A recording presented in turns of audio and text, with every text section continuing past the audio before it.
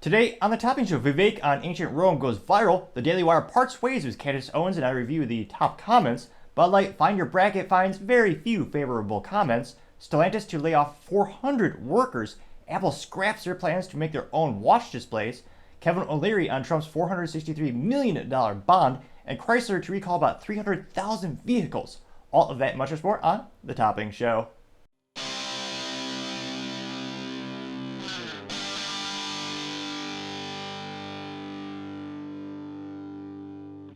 Thank you everyone for taking the time to tune in today. Today's episode of the Topping Show is proudly sponsored by Topping Technologies.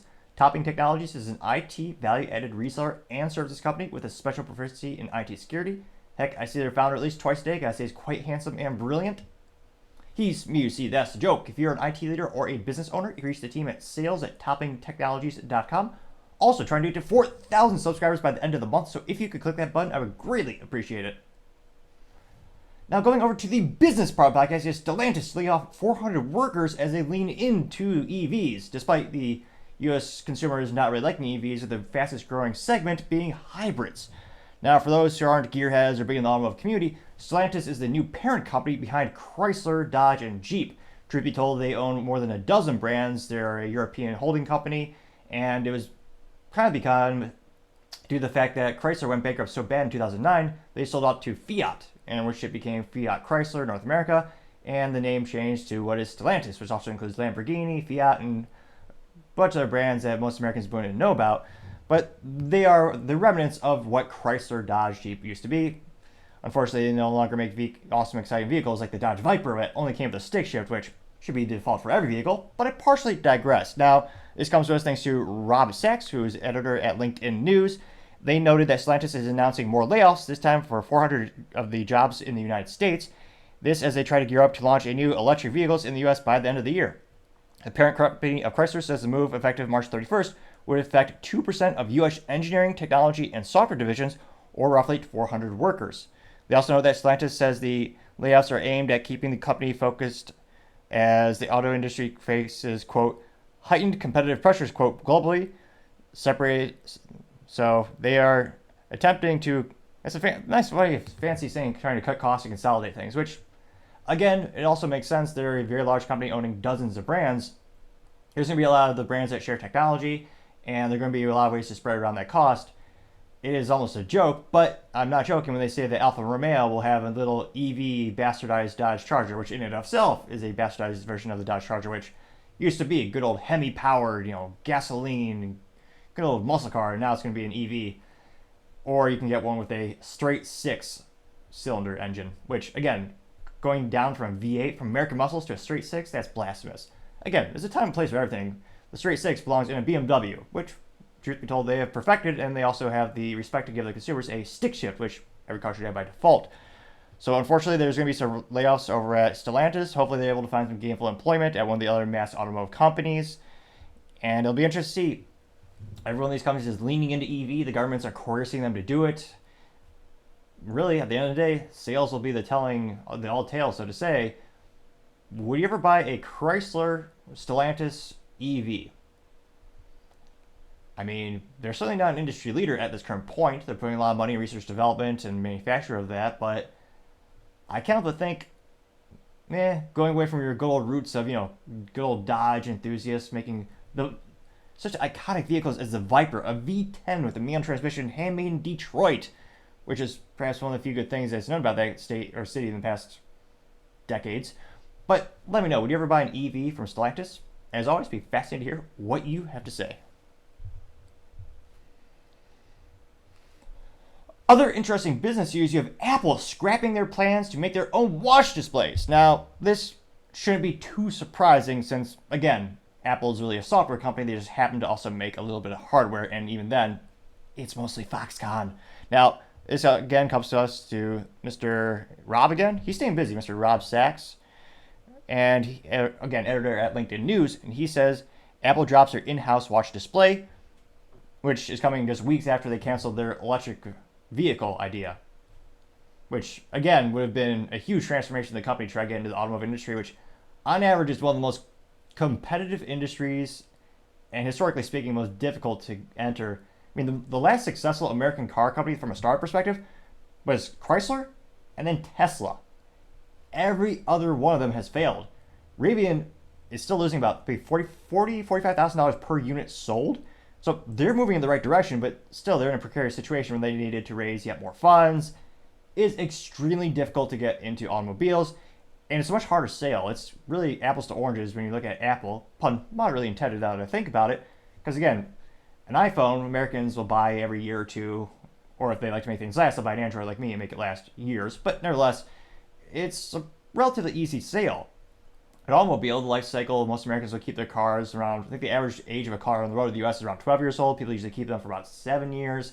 It's one of the largest, most complex things you'll ever buy. So not too surprised they spent 10 years research and development, they decided they're not going to do that route. Now this one might sound a little more surprising because again, when you look at the Apple ecosystem, the watches are extremely popular. People love spending hundreds of dollars for a very fancy watch. Or just be like me and get a gold Garmin that's darn near bulletproof. I'm honestly surprised it's lasted this long. It's like 10 years, and I got it used from a buddy. But nevertheless, now going back to the article, they noted that this was a 7-year effort to make their own displays. Which, again, they're looking at the LED or OLED displays on the Apple Watch, and they're about, yay big. And it looks like this was cited through Bloomberg and anonymous sources. They noted that the brighter screens featured micro LED technology were going to be used in the future version of Apple Watch and potentially other products, but the plans were too costly and complex, forcing Apple to eliminate several dozen engineering roles in the US and Asia. Apple's current display relies on designs from LG and Samsung SDI for now. Apple sees organic LEDs or OLEDs are the best option for the smartwatch, which, yeah, considering the huge benefits of OLEDs, one of the biggest means they use less energy to actually use, yeah, that would make perfect sense for a watch. Now, that being said, they're already best in breed for that. Again, manufacturing, you don't make a lot of margin on average. That's why when you look at the startups in the United States from a venture capitalist perspective, there's not a lot of manufacturers getting funding. A lot of software companies, a lot of tech companies. Because again, you just put it in the cloud or have a couple servers in the closet, rudimentary speaking. But when it comes to the actual Apple displays, I mean, LG is already the industry leader. Samsung also, then Sony. If you look at the mass producer of displays from watches to TVs, those are the three major manufacturers. Now that being said, there are a lot of companies who they do OEM, or Sony will make it, they'll slap on a different logo. Interestingly enough, we see this with a lot of industries and a lot of products like microwaves. There's only a couple companies actually manufacturing that. There are many people designing them, but at the end of the day, there's only a couple factories actually dedicated to the manufacture of that. Now, LG, that was the first mass-produced consumer-grade OLED on the market when it comes to TV displays. So I wouldn't be too surprised if, again, they're just going to size it down a little bit. And especially in this case, LG really is a competitor. If they have a watch, I've never heard of it. And I don't think that'd be that big of an issue. Most of the hardware with Apple is actually manufactured by Foxconn, who also is one of the major actually assemblers and builders of the phone when it comes to not just their phone, but the other tech in general. So again, I think we're going to see more and more of these companies trying to cut these types of pet projects where, again, they probably ran the numbers. It makes a lot more sense to just have that outsourced. And again, the big thing you're paying for with Apple, yes, it has a beautiful, elegant design. They have some brilliant designers over there, but you're really also paying a big part to be part of the Apple ecosystem, the software, the whole user interface. Why should you manufacture your own screen? Just because you maybe you'll make 1 or 2 more points of profit or profit margin points on it? But then again, you also have to worry with the factory, the employees, all the chemicals, all the components to manufacture it. And at the end of the day, I just don't think it made fiscal sense as well. So I think this year there's going to be a lot of companies, there are going to be a lot of them just cutting pet projects. They're going to be cutting a lot of these initiatives, and they're going to start focusing more on their core competencies and where they can make the most revenue and the most profit. Because it's going to be a rough year for most businesses, as it's kind of cliche to say, but every election year, no matter who's running, there's always most businesses perceiving that as instability of the market because they don't know, maybe they'll have face more regulation and scrutiny. Truth be told, Apple is actually currently facing a lawsuit by the Department of Justice accusing them of making and maintaining a monopoly. So yet another reason why it probably makes sense for them not to expand their current offerings or current manufacturing capabilities at the moment. Now, let me know, do you care who actually makes the display for the Apple Watch? Or are you going to buy it regardless? Because at the end of the day, Apple's still designing it. They're still architecting the whole design. They're speccing it out. They're in charge. They're overseeing the manufacturing, and then eventually just get shipped over from China to you or I, or in India, where they actually are ramping up their capabilities quite impressively this year. As always, as cliche as it might sound, I'd be fascinated to hear what you have to say. Now, going over to the Culture Proud podcast, you have Bud Light. Find Your Bracket does not find many favorable comments. Now, this is because, and this is in no way association with the Mad Hatter from, what was it, Alice in Wonderland. There's a phenomenon known as March Madness, which I don't think has anything to do with, what was that movie with Adam Sandler, where it's all about him having to deal with anger management with Jack Nicholson. Oh, is it really just called Anger Management, the movie? It might be that cliche. Nevertheless, it has to do with sports ball known as basketball, where colleges will make billions of dollars in advertising, and the players, I think now that they could legally get paid, get about $18. And in education, which is worth probably about $18. Now, Bud Light, they're trying to come back. It's fascinating because most Americans, we believe in the great comeback story. Who doesn't like that? You're down on your luck, you turn things around. But with Bud Light, they never admitted fault. I think Brendan Whitworth, the former CIA operative, now CEO of Anheuser-Busch, they did a half lackluster apology, not really addressing the elephant or the Dylan Mulvaney in the room. And the sales really have not recovered, usually about 30% down week over week, and compared to the same fiscal period prior to the Dylan Mulvaney controversy, which ironically or hilariously started April 1st, 2023. Now, in this case, it's the Bud Light X Twitter profile, and it simply says in text, "Find your bracket," and it's a picture of someone perhaps doing the safest thing on the planet. They're actually holding a can of Bud Light, but they're pouring it out. Now, it doesn't show you where the liquid is going. Now, presumably that could cause snails or other animals to die if you were to fall on the ground, or it might destroy your grass because it's so toxic. But it appears that it's just as if they're literally just pouring out beer. Now, interestingly enough, some people did like it. Not a lot to compare to who saw it, and that wasn't great either. They only got 13.5 thousand views, which, again, for a multi-billion-dollar brand is basically nothing. They only got 205 likes. And, of course, there are censored comments that we'll go over in a New York minute. And, again, it really doesn't tell me, if they didn't say bracket in the text, I would not associate with this with sports balls. I mean, they say find your bracket, and thanks to the Google, I know that, or more accurately, Brave Search, I know that has to deal with the March Madness, where people they attempt to see what college will actually make it to the final, the Final Four? I'm sure that's a song as well. And they say, who's going to win this? Well, really the advertisers win, and the colleges win because they make like $1 billion in advertising on average, which, again, good for the colleges. Why the heck not? That's easy money. People are tuning in to watch the sports balls. Why not capitalize it? Now, again, they're just pouring out the Bud Light can. Now, I guess it is unusual for a Bud Light commercial. The fingernails are not painted in any radical color. A little unusual with that. But it's not really compelling me to go out and buy Bud Light. It doesn't tell me. I mean, I'm surprised. Again, they're usually good at, well, not good at much, but they usually associate with some type of sweepstakes or some type of compelling action. Again, when it comes to marketing and advertising, you have the cliche, oh yeah, we're just building the brand, which is very difficult to measure. Now, you also have advertising where the main mechanism, the main point is to drive action. And again, Bud Light's done that before, trying to buy back some favors, saying we'll give you a free case of Bud Light if you retweet with a picture of you, which, for marketing, that makes sense. It's also a hilarious way to see how little someone's dignity is worth, where they would take a picture of themselves holding a Bud Light in a futile attempt to win a case of Bud Light, which, incidentally, is also a great example of someone being a winner and a loser at the same time. Truth be told, I don't know what I would do if I actually won a case of Bud Light. Truth be told, I prefer spirits in general if the occasion calls for it. But I think my favorite example I've thought of in real time on the show is, if you're to win a case of Bud Light, you could use it as ballast if you're a hot air balloonist. So if you go up a hot air balloon and you need to have the balloon go higher, you could actually cut off the case of Bud Light from the little basket you're in, and it would fall to the ground, thereby making your weight lighter. You can fly up higher. However, the case of Bud Light would then plummet to the earth. It could, however, be detrimental, hit someone in the head, which may cause less damage than if they were to actually consume the product. I'm just saying that's one of the very few examples of what I could think of when I think of what would I do if I won a case of Bud Light.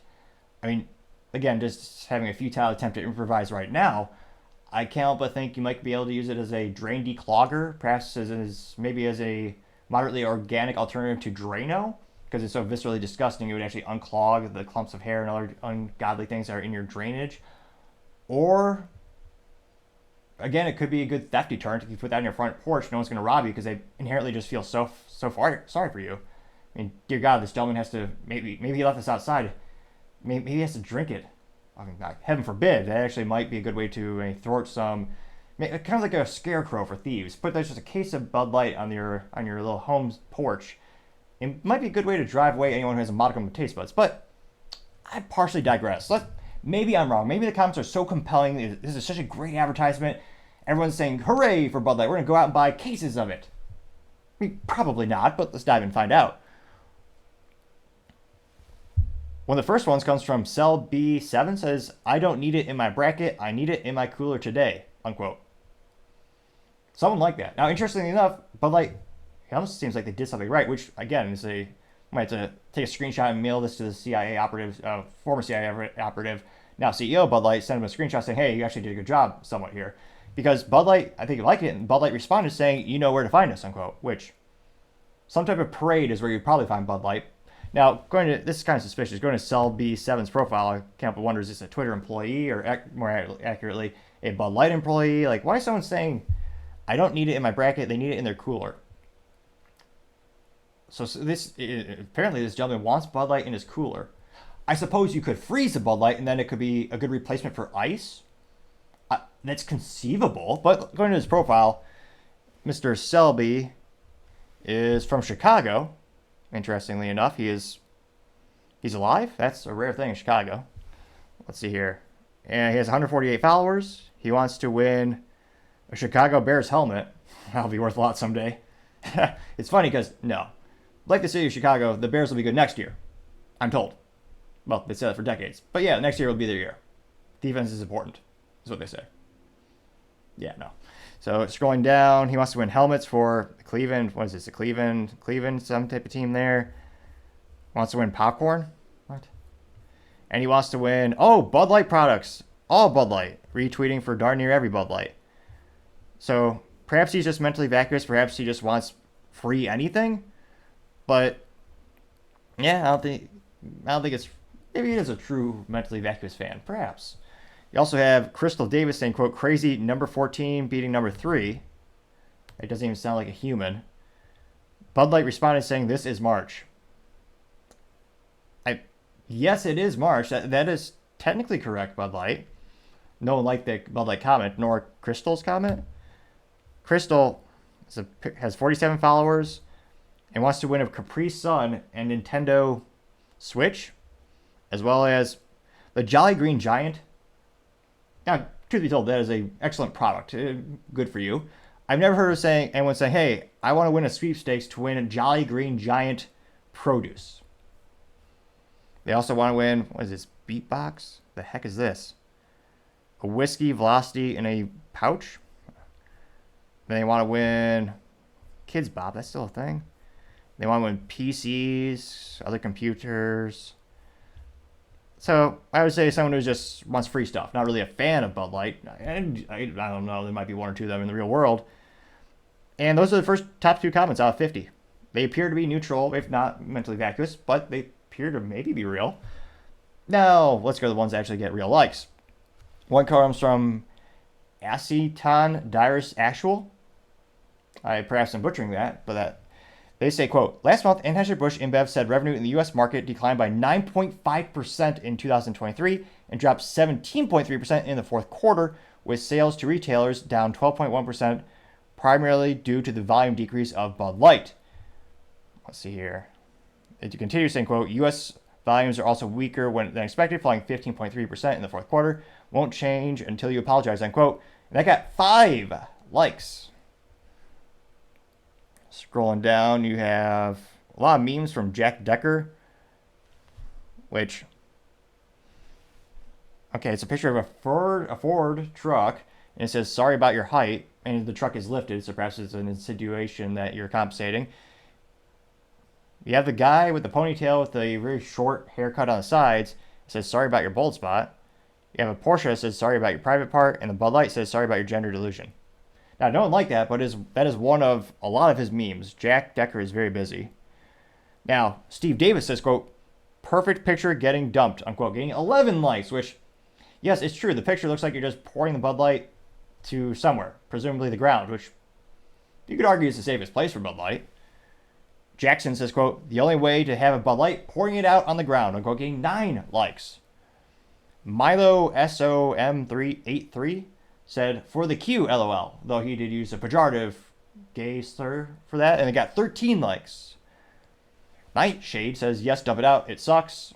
Unquote, though they spelled sucks, S-U-X. So grammar be damned, they still got 8 likes. Just Exposed It All says, just say 2 words now, and it says 4 likes. Larry Parler simply has a gif of a dumpster bursting in flames, getting 9 likes. Let's see here. You also have EDRT, saying, quote, pouring the training fluid out, getting 3 likes. Let's see.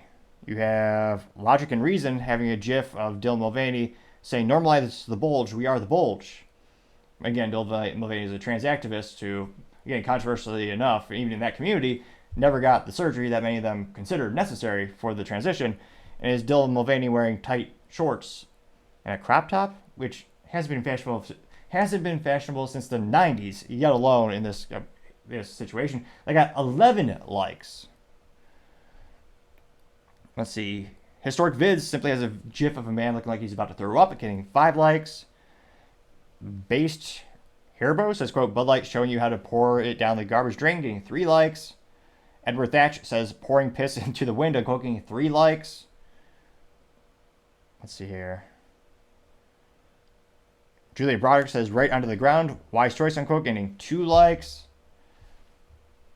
As youth might say, they got ratio to say the least. Apollo simply says, go woke, go broke, or rather a meme of that, getting 2 likes. Now, interestingly enough, it says, here's that button that says, this might be sensitive, so we're obviously going to click it for the bonus stuff. And someone simply said, I needed that. And then Bud Light did respond. They didn't like that, but Bud Light said, we're here for you. Which, I can't help but wonder how sad your life is if you need a beer company to be there for you. You also have Robert Higgins saying, quote, this validated X's rules against hateful conduct. So it's super spicy. Perhaps let's click the button and see what happens. So I say click the view button, and he said pour it on a tranny weirdo. Did not get any likes, and it was super censored, but that was what was there. Now going to the very top, we can go to the ones that Bud Light specifically chose to censor, or hide in this case. If we click that bonus button, we have Muttley Facts, and it says, this is the only trans fluid I want, clown emoji. And interestingly enough, is a picture of Valvoline, but there's an extra branding on it that says #1 ATF brand. Oh, automatic transmission fluid. I don't even know why they make this stuff. As we all know, the best transmissions, by default, are manual transmissions. They have 3 pedals. So that's the only transmission fluid I'd ever buy. Now, that did get 6 likes, despite it being automatic transmission fluid. You also have Trini Kwan saying, quote, nice piss water, getting 2 likes. And a couple more memes from Mr. Jack Decker.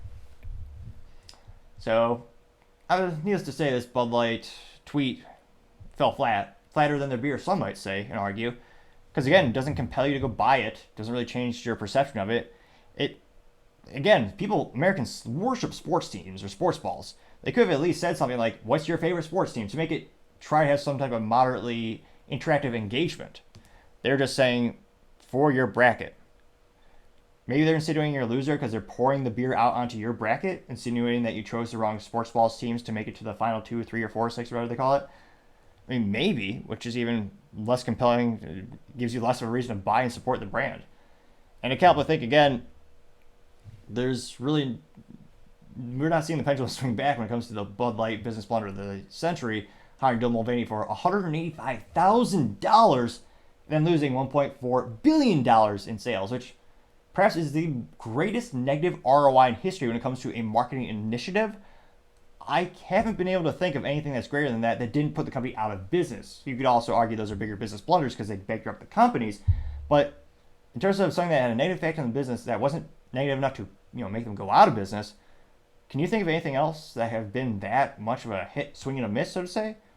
As always, be fascinating to hear what you have to say.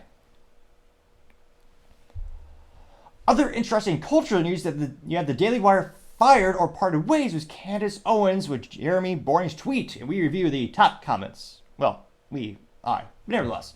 So this is from Jerry Boring's ex-Twitter profile, and he simply said, Daily Wire and Candace Owens have ended their relationship, unquote. And as youth might say, viral to say the least, and it has had time for the engagement to fully he had time for the statistics to gather, so to say. This isn't 2 minutes after he posted it. It's actually a couple days. And within 48 hours, it got 13.5 million views and 28,000 likes.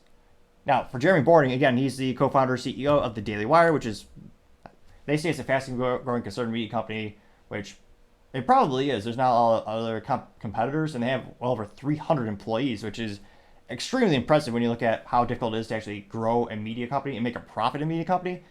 It's astronomically difficult. Most of the podcasts you see will inevitably crash and burn. Very few of them actually make money, let alone make enough money to actually grow the business. Now, it's especially impressive. He got 13.5 million views. Jeremy, has more followers than me, but relatively speaking, he doesn't have a lot of followers. I mean, on X Twitter, he has 443.9 thousand followers, which again, relative to the people who viewed the post, that is astronomical. And going to his other previous post, the only thing that's gotten really more views than that statement was when they released their movie called Lady Ballers, which is a comedy in which they, address the big elephant in the room, where they just say have a bunch of failed adult male athletes go compete with women, and of course they inevitably destroy them because biology is a thing. That got 24 million views, or actually let me scroll to the top. So close, 26 million views and 70,000 likes. So that was for his movie. And yet, this was 13.5 million views and 28,000 likes. So not a very successful tweet, or not very well received, to say the least. Now, she is perhaps their most controversial member, or I would say not your brand ambassador, but one of their most popular podcasters. And I think she brought in a very unique audience. When you look at the other major podcasters or talents at the Daily Wire, of course you have Ben Shapiro, who's the co-founder of the company. You also have Michael Knowles. You also have Matt Walsh. Then you have the comment section with Brett Cooper. Then you have Jordan Peterson. And then you had Candace Owens, who, again, she has a very unique voice, and I think she brought in a different audience, which for them is extremely beneficial because they allowed them to exponentially grow their customer base because, again, you want to have the most wide, diverse audience, and that's how one of the ways you can grow it is just hire someone who can bring around their own audience. Now, I can't help but suspect most of the responses will be ratioing Jeremy, as the youth might say, and pejorative and not agreeing with it. And there's a lot of rumors, maybe they simply parted ways. Like you said, a lot of people are speculating maybe they paid Candace Owens out of her remaining contract. Because again, there's a lot. Ben Shapiro was publicly disagreeing with her stance on terms of politics, and not to dive into it too deeply, but she was much more America first. And Ben Shapiro, who again, spoiler alert, his family, I forget if he is from, but I know he's obviously famously Orthodox or Jewish. He's very much in support of having the United States as well as Israel protect themselves and actually fight the evil powers of Hamas. And Candace Owens is saying she thinks the U.S. should put more resources in putting America first. That was high level, the big conflict and the disagreement in their philosophies. And then you also have, I forget the rabbi, but she was also verbally sparring with a rabbi who I would kind of say you could easily argue he's morally vacuous to start an adult toy company with his daughter. That, to me, that is unusual and disgusting to say the least. Now, going to the comments, one of the first ones comes from The Quartering, and he says, quote, saw this coming a mile away, big con is real, and quoting 6.7 thousand likes. You also have Paul Zupa saying, quote, the Daily Wire fired their most prominent black employees, not a good look. Candace was also one of the DW's most popular employees of any race.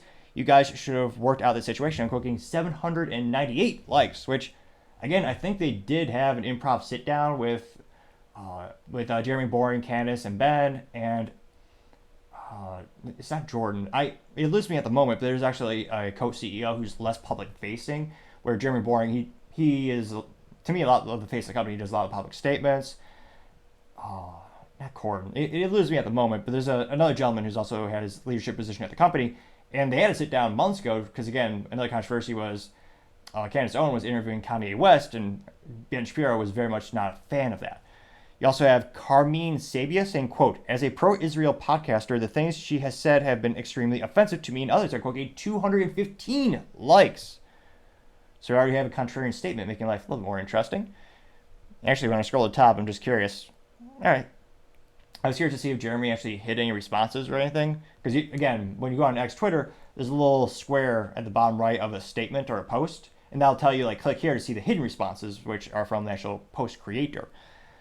Going down, you also have Keith Woods getting 18,000 likes. Now, Keith Woods says, quote, disgraceful, like all establishment conservatives, your belief in free speech ends at the criticism of Zionism. We stand with Candace, unquote. That's quite a lot of likes. 18,000. Let's see here. TGE says, OFC they did, which thanks to the Urban Dictionary, I know that means O of F. It means of F, and course they did. And that is a screenshot also of Kanye West, who's, oh yeah, I forgot. His name is Ye, or he changed it. And he says, he and Ye, it sounds so close together, it's bound to cause confusion. But nevertheless, Ye says, who do you think created cancel culture, unquote. That was from 2022. That got 5.5 thousand likes. A hypocrite says, quote, her speech a little too free, huh? Unquote, getting 11,000 likes. David Santa Clara saying, quote, proving once again who can be criticized and who cannot. Just hire Greenblatt already for the new shitty wire show. We know what's going on. Unquote, getting 2.5 thousand likes. Salty Cracker, which A+ for marketing, their profile picture is in fact of a cracker. And Salty Cracker says, quote, wanted to crush Disney only to become them. Unquote, getting 1.5 thousand likes. You have Michael Scaglione saying, quote, to learn who rules you, simply find out who you are not allowed to criticize. Unquote, getting 6.7 thousand likes. And incidentally reminds me, if you can click that subscribe button, I would greatly appreciate it. I have a theory, granted I'm not a doctor or a scientist, but the more subscriptions and subscribers I've gained, the better my speaking abilities have improved. Some might say it's just a modicum of improvement. However, look at the very first couple episodes. Spoke a lot faster, believe it or not, stumbled over my words and mispronounced a lot of things. And slowly but surely it's gotten a little better. So as I attempted to finish that quote and start a little bit, if you can click that subscribe button, I would greatly appreciate it. It might prevent that in the future. Again, it's just a working theory I have, and I'd also greatly appreciate it. Which again, I believe that quote went viral for Elon Musk saying it last year? And I believe the quote came from an anti-Semite, which is why it also became so controversial. I think it was Voltaire, but the name eludes me at the moment. You also have E, known as Elijah Schaefer, saying, quote, the Daily Wire cares only about two things. They aren't America or Christianity. Unquote, 2.6 thousand likes. Jacob Daniel Winograd says, quote, guess Ben Shapiro's feelings, don't care about the facts. Unquote, 6.4 thousand likes. Kevin Smith says, quote, wow, me and my Daily Wire subscription have also ended their relationship. Unquote, 2.3 thousand likes. Dragon Banero said, quote, and I just ended my subscription, getting 2.8 thousand likes. Anomaly says, quote, everyone in conservative media knows you get blacklisted, smeared, fired, canceled, badmouthed, behind the scenes, and harassed if you don't abide by the anti-Semitism speech laws that being passed into legislation, quoting 2.5 thousand likes. Chief Trumpster says, quote, shame on you, we stand with Candace, quoting 2.9 thousand likes. Let's see here. George Alexandropoulos says, quote, good for her, you guys suck anyway. Getting 8.9 thousand likes. Jay Shields says, quote, I thought Daily Wire cared about free speech, and quoting 8.3 thousand likes. D-Day Cobra says, quote, a very Hollywood move from Daily Wire, big con is real. Major W for Candace, I'm quoting 4.3 thousand likes. And again, I'm just reading these in order as I see them. Not a lot of contrarian statements thus far, or statements supporting Jeremy Boring. You also have Classic Theist saying, quote, we stand with Candace, Christ is King, unquoting 5.7 thousand likes. Jamie, American flag and Canada flag, says, quote, this is a loss for Daily Wire and a W for Candace, unquoting 9.1 thousand likes. And there's a lot of speculation that, because again, a lot of these contracts, they have guarantees built in. A lot of people are saying, well, Candace was probably most likely paid out for her contract. Given the timing, a lot of people are suspecting that this wasn't an example of them, they had their renewal coming up and they had to renegotiate and they simply just chose to part ways. There's a lot of speculation saying maybe they had to pay her out anywhere between $6 and $10 million to buy her out of this contract, to basically get rid of her. Now you also have, let's see here, Cassandra McDonald saying, quote, massive L for Daily Wire, getting 5.7 thousand likes. Smug Guy Grappier says, quote, W Candace Owens, getting 4.8 thousand likes. 9mm SMG says, quote, stay tuned for a possible Rabbi Shmuley hour in her place, unquote, getting 7.8 thousand likes. Noble says, quote, so your anchors can question anything except Jews in Israel. This is how people start to notice, unquote, getting 4.6 thousand likes. Now that being said, I'm pretty sure the subject to lose me, but I think I want to say Matt Walsh has said some contrarian things that the rest of the Daily Wire crew did not agree with. Let me know in the comments if you remember what particular subject matter that was, though. You also have Ray simply saying W Candace getting 5,000 likes. You have Norm Cruz saying good for Candace getting 2,000 likes.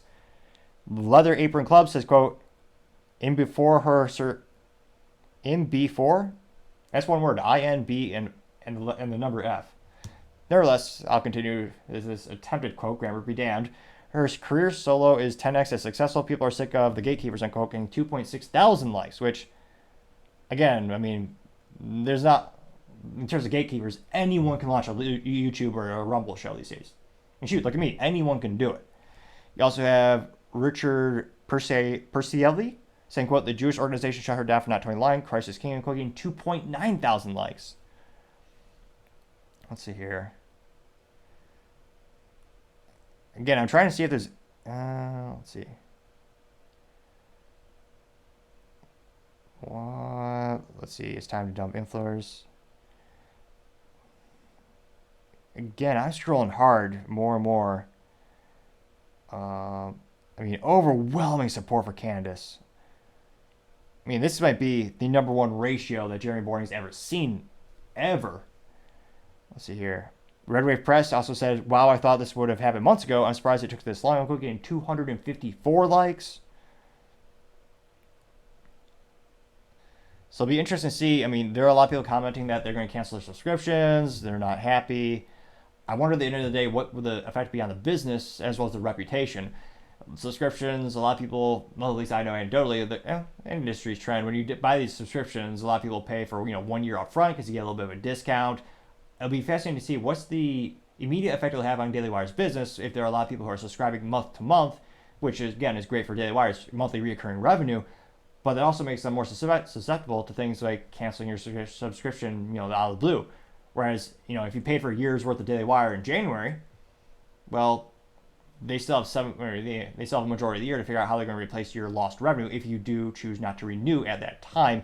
And on average, renewal rates are pretty high when it comes to a lot of subscriptions. That's why businesses love them.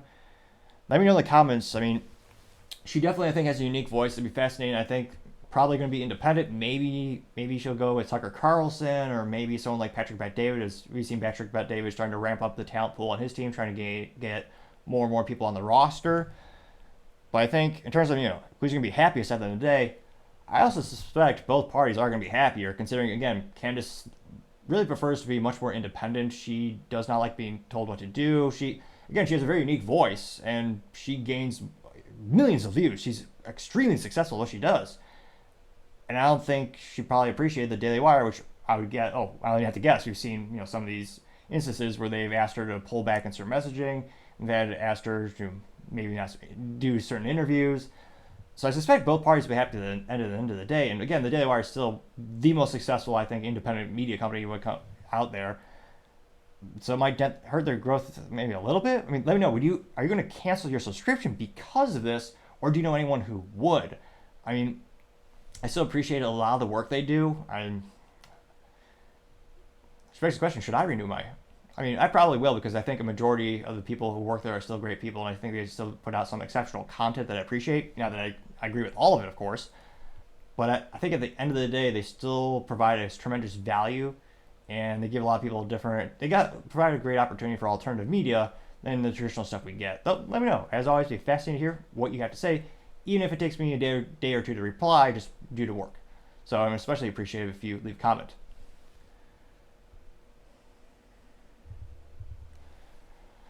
Now going over to the political part of the podcast, you have Vivek Ancient Rome visit tweet goes viral, which begs the question: when will the U.S. fall, or what was the real reason of Rome's demise? And when was the last time you asked yourself that? Good question to ask. Now, Vivek has some exceptional pictures with the beautiful. You actually have a little bit of the Roman history in back, and Vivek says, quote, racism didn't really exist in ancient Rome. Emperors were white, black, Arab, doesn't matter. The color of your skin was just like the color of your eyes. Citizenship is the distinction they drew. It wasn't just because about what you got in return. It was also about your duty to your nation, unquote. And that got 7.6 million views and 27,000 likes. So this is the most viral moment he's had in the new calendar year. I mean, 7.6 million views. And again, they had time for the statistics to bake. That was 7.4 million views in the first 24 hours. So it happened a little bit earlier this week. And interestingly enough, not the highest percentage in terms of the number of likes, but still pretty, Actually, it's not too great. 27,000, Not to brag, but in terms of my likes, I did get 7 likes on a video last week. It was, as youth might say, pretty viral. Well, at least relatively speaking. But yeah, it is one of those instances where it definitely seems like there's a decline in terms of, citizenship in the United States in terms of your Call of Duty, so to say, which unfortunately Activision, I don't know if they have a trademark on that, given one of the most popular billion-dollar video games, but every time people hear that phrase, they can't help but think of Activision, the video game, unfortunately, for better or worse. But let's go to the comments, see what people have to say. You also have Vivek responding, saying, quote, Emperor Septus Severus, born in Libya, Emperor Marcus Julius Philippus, born in Arabia, known as Philip of the Arab. The fact that people think these things are so incredible as to the implausible reveals our understanding of history has become unnecessarily racialized. I'm quoting 3.8 thousand likes. I have Paul Suzupa saying, quote, the institutionalized racism that's developing now against white people needs to stop. It's become policy at companies and schools to promote non-white people solely based on their identity. DEI is pervasive throughout many industries now. We need a DOJ that stops it. I almost got through that without stumbling on my words, but nevertheless, I still got 272 likes, which, again, I think at the end of the day, they will probably go to the Supreme Court when it comes to the whole businesses, as well as universities technically aren't supposed to do race-related things when it comes to admissions. They just change the rules so they can technically do it anyway. But I think at the end of the day, when it comes to the private sector and DEI, also known as diversity, equity, and inclusion, I think eventually, again, it always plays out in the courts, and I think it'll eventually just make it up all the way to the Supreme Court. And I think at that point, it probably will be shot down because, again, you're not supposed to treat people differently based on their race. So I suspect that legally it'll be shot down eventually, but in practice, just like the university admissions, there probably will be some workarounds. Let me know if you think that'll be the kind of the end result in our lifetime. You also have Robert Seffer saying, quote, there was never a black emperor. This idiotic statement made me question my support for you, and I can no longer think of you as intelligent. I don't give medical or legal advice. I'm not a doctor or lawyer, and you sure as F are not an anthropologist. Very stupid indeed, unquote. Now that did get 5.7 thousand likes, which is, as the youth might say, roasting Vivek. You also have Culture Crusader, quote, did you just ask Google Gemini to write this post, getting 1.7 thousand likes. Classic Gryup, second quote, this is the dumbest thing that has ever come out of your mouth, unquote, getting 8.7 thousand likes. Pax Pupoli, second quote, 2.4 thousand likes. You have Andrew Tate saying Rome fell, unquote, getting 10,000 likes. Scrolling down, let's see here. Not the Bee says, quote, I don't know, man. I'm pretty sure racism has existed in every society, and the further back you go, the worse it was. Only in modern societies has it even become a conversation that we should try to eliminate in the best of our ability. I'm quoting 490 likes. Let's see here. Perry's Abasti says, quote, Vivek, you can just take your family on vacation. You don't need to turn everything into campaign speech, unquote. I got 692 likes. Let's see here. You have Gorm the Young saying, quote, built by whites collapsed during multiracial period. Italian genetics never fully recovered, unquote. They did get 531 likes. Let's see here. Liberty NH says, quote, let's see here. Are you sure Are you sure there were ever any black emperors? That sounds made up. I'm quoting 667 likes. And again, I think Vivek is simply kind of saying that the emphasis is more on, are you a member of a country? Are you a citizen? And showing that is it's more important to have shared values as a country than just your simple background and melanin in your skin. I think that was maybe what he was attempting to say, which, again, it is not being received quite well. I don't think that's how they're interpreting it. You also have Jason McLaren saying, quote, you got hacked, right? I'm quoting 18 likes. Arch Stanton said, quote, looks like someone failed to learn the lesson Rome taught us. I'm quoting 77 likes. And this might, let's see here. biospirit of the West, saying, quote, please stop appropriating European history with your anti-white endeavors. And there's the gif from the Jurassic Park movie where you have, I forget the guy who sounds, what is it? The comedian in the movie, it eludes me at the moment, but it's when he's standing in front of the dinosaur excrement and the text on top says that's a big pile of anti-whiteism. I got 959 likes. So, needless to say, I mean, he was ratioed. I mean, most of these comments are viscerally against Vivek. Definitely, I mean, it went viral. I mean, got over 7 million views. That's huge. But it definitely was not received well. It'll be interesting to see. Again, he's not officially running for any political office at the moment. There's a lot of speculation. Will he be VP? Will he be in a cabinet position if Trump were to win? But I'm almost surprised we might need to make, instead of a business blunder of the day, maybe a political blunder of the day, because, again, that was surely a backfire, to say the least. Other interesting political news, you have Kevin O'Leary on Trump's $464 million bond. Now, let's see. Now, thankfully, Kevin O'Leary's voice is infinitely better than mine, so without too much further ado, I'll go ahead and play it if the volume is on properly. And this is, again, him on Fox News. This is an attack on America. And I don't know how you can look at it any other way. The whole world is watching, and everybody's waiting for one thing we haven't got yet: adult supervision. Where is it? I understand, you know, the war going on here and all the political yada yada woof woof woof, but we need an adult in the room now. This is the United States of America under siege. The concept of seizing assets in 30 days on a bond number that's never been issued. No insurance bond company's ever issued anything near this, so there was no chance it was going to happen. And only giving 30 days notice and time, that's a really bad message. And I think New Yorkers should think well past Trump. Whether he's president or not, or whether this attorney general is gone in 4 years or not, it's irrelevant. This is case setting against the American brand. You think about America, the reason this is the number one economy on earth is that we have laws and we have due process and we have property rights. It attracts foreign capital from all around the world. All of that is being shaken to the core here. Yeah, we used to have those things. You also have instances now where squatters have more rights than the people who own homes in the United States, which should be quite concerning to say the least. But yeah, it's definitely not a good sign for the world economy in terms of to invest in the United States when you could be so easily politically persecuted and prosecuted. If I could actually say a word that words properly, it usually helps life in general. And again, I think Kevin O'Leary, there's a lot of businesses saying very similar things. A lot of people talking, anecdotally when I'm speaking to a lot of business owners and talking about, how they're expanding across the U.S.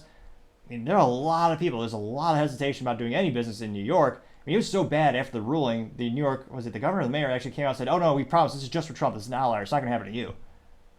Which again, of all the things Trump has said in his career as a politician, perhaps one of the few memorable ones that were really, I think, politically effective was when he said something to the kin of, they're not after me, they're after you, I'm just in the way.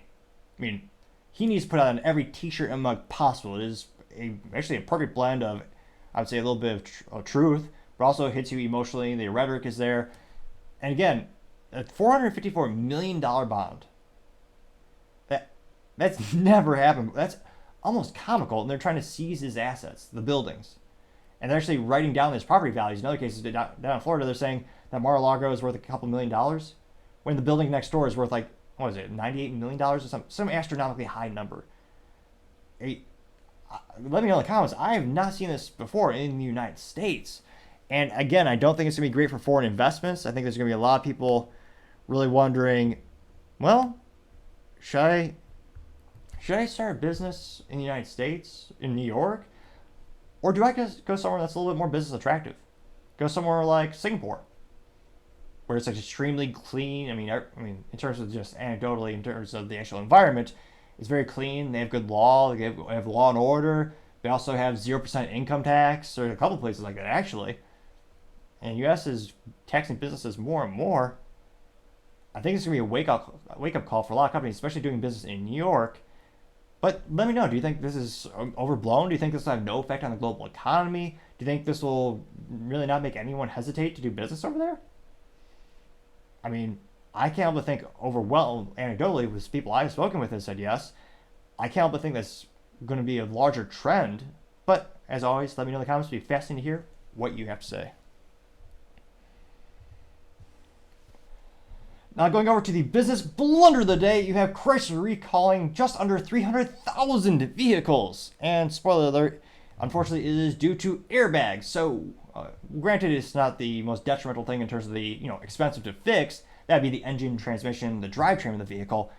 This also is not great because it has to do with safety, which is terrible for brand perception, as well as obviously safety. So definitely don't want to get in an accident with these more than usual. Now it looks like specifically they note that the National Highway Traffic Safety Administration announced that the inflators for both the right and left side curtain airbags are at risk of rupturing.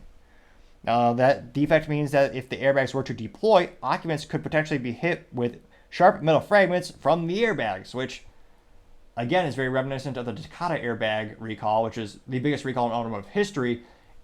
Spoiler alert, there's a lot of parts that are shared between pretty much every automotive company. And in that case, it was the airbag in the actual driver's, steering wheel. And it was because the propellant degraded and it could actually, dark humor, ironically, cause more damage than saving your life. It actually could take your life, which, again, it's not great. Actually, it's not great at all. It's bad. Now, in terms of the specific recall, they know that this recall is specifically for the 2018 to 2021 Dodge Chargers as well as the Chrysler 300. Now, of course, the agency said the dealerships will replace the airbags for free, which, again, still isn't good if you're a shareholder of the company or if you're actually a dealership, because again, dealerships get paid less for recall work. That's why a lot of them just hate it, because again, they are paid at a lesser rate. It also is bad for the parent company has to pay for that, and it's bad for the consumer because again, even if they do it for quote unquote free, you still have to take your time, money, your energy, and your fuel cost. You have to drive to the dealership, and then heaven forbid, if it's such a large recall or such a large maintenance or repair that you actually have to leave the vehicle there for several hours or several days. Then you have to worry about maybe leasing a vehicle if they don't provide you one from the dealership. And again, it just kind of chisels away at the brand reputation. You no longer perceive them, as safe. It's pretty bad all around. Now, I guess the silver lining of the situation is, as of the time of this reporting, we haven't seen any detrimental, anyone has passed away or been injured from this particular recall. And so it seems like they've gotten ahead of the situation, which again is always a good positive thing. But again, automotive community is has a lot of fierce competition. There's a lot of options out there, and to have a recall for something that again is a safety related thing, I gotta say that's certainly business blunder of the day. Thank you everyone for taking the time to tune in. Again, we're trying to get to 4,000 subscribers by the end of the month, so if you could click that button, I would greatly appreciate it. Also, leaving a thumbs up, thumbs down, or a comment, or sharing the video is a great way to assist me, letting me know how to make the show better and better. Lastly, don't forget to take the time to tell your family, tell your friends, tell your coworkers, heck, tell your enemies, tell anyone and everyone. Just stay safe, fight the good fight.